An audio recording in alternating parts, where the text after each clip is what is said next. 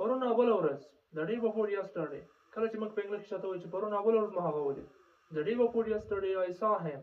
پرون اوله ورځ ما هغه ولید the day after tomorrow سبا نه بل سبا کله چې موږ پښتو کې چاته وایو چې سبا نه بل سبا په انګلیش کې ورته وایو the day after tomorrow the day after tomorrow they will arrive here سبا نه بل سبا به هغوی دلته راورسیږي یعنې سبا نه بل سبا به هغوی دلته راورسیږي the day after tomorrow they will arrive here سبا نه بل سبا به هغوی دلته راورسیږي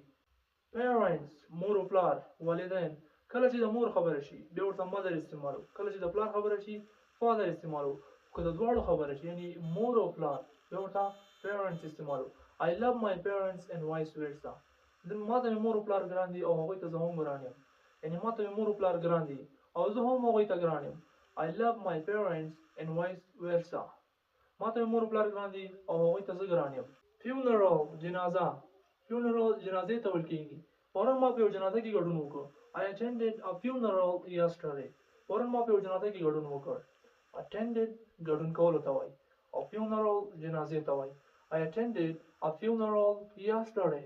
پرون ما په یو جنازه کې ګډون وکړ pretend یریدل pretend ویل کېږي یریدلو ته راځه چې یو اگزامپل وګورو you pretend me تا زه ویرولم